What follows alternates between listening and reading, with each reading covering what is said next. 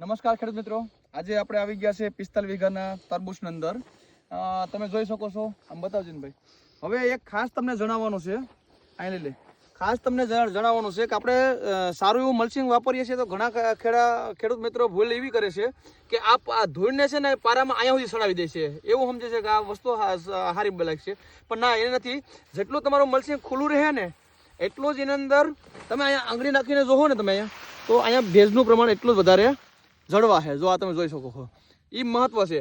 પછી પ્લસ અંદર આપણે ખાડો ભરવાનો થાય છે તો ખેડૂત મિત્રો જો આ રીતના માથે ધૂળ રાખી દે છે. આમ માથે ધૂળ રાખવાની જરૂર નથી, અને તાલપત્રીને પકડીને અંદર આમ તમે ધૂળ ભરાવો, જેથી કરીને તમારા ઉત્પાદનની અંદર કોઈ જાતનો ફેર ન પડે ને આપણે જે કાગળ પાથરું એનું મહત્વ રહે. બાકી ખાલી કાગળ ખાતર પાથરવો નહીં, એક આ ખાસ ધ્યાન રાખવી, આ ધૂળ તમારી જેટલી બને એટલી તમારે નીચે રખવાની કોશિશ કરવી, જેથી કરીને આખો બેલ્ટ ખુલ્લો રહે ને આપણે જે મલ્ચિંગ પાથરું એનો પૂરેપૂરો ઉપયોગ કરવા મળે. ધન્યવાદ.